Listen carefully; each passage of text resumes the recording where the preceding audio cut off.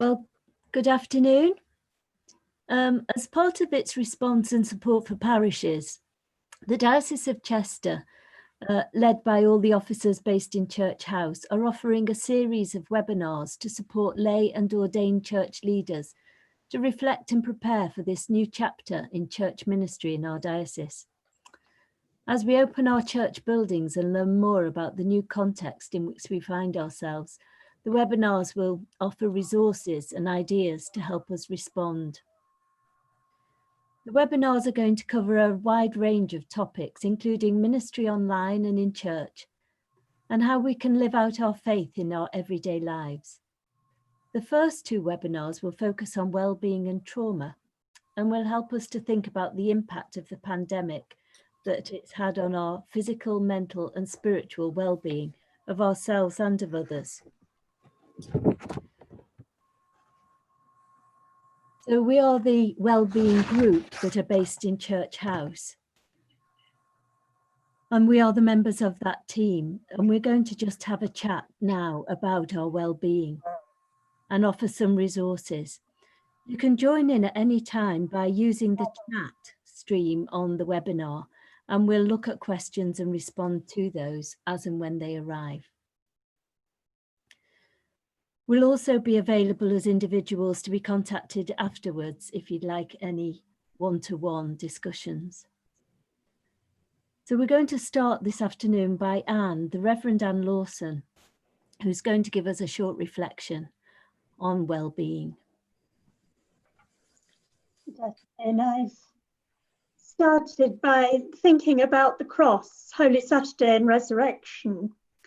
And it's concerned me for a while that fewer and fewer Christians are willing to engage in Good Friday worship, which reflects in any depth on the cross.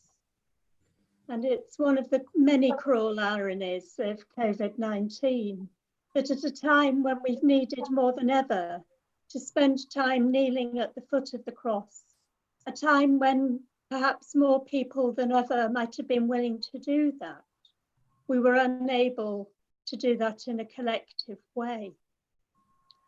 One of the deep paradoxes of the Christian faith is that the cross is so obviously a place of brokenness and despair, and yet it is the very place of salvation, of healing in the deepest, fullest sense of that word. Before we can move to resurrection and new beginnings, we need to engage deeply with the brokenness of the cross as the place of our salvation. Neither can we expect a smooth transition direct from the cross to the resurrection.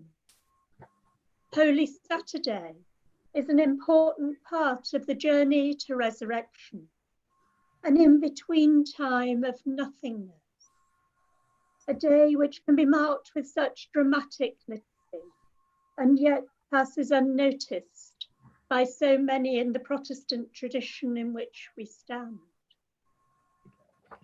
As the bishops so rightly reminded us at the start of lockdown, COVID-19 has in many ways been a long Holy Saturday, an in-between time, a nothingness, a time when many have quite literally sat beside the tombs and stared into nothingness.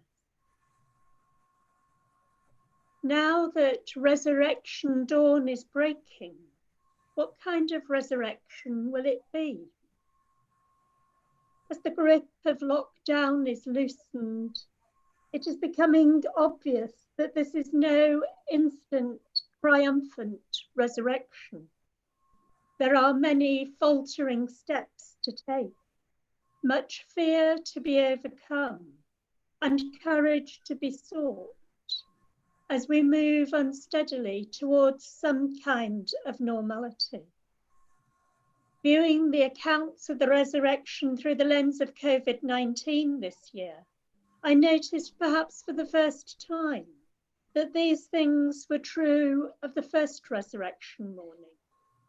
The resurrection of Jesus was without doubt instant, victorious, a triumph over the final enemy of death. The move from sorrow and tragedy of Good Friday to the triumph of the resurrection was not so easy for the disciples.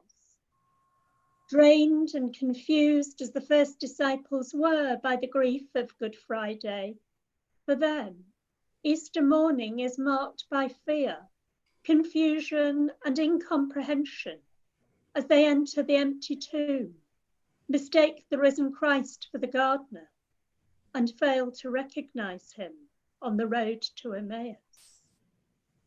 Their overriding emotion is not the joy of the resurrection, but of fear.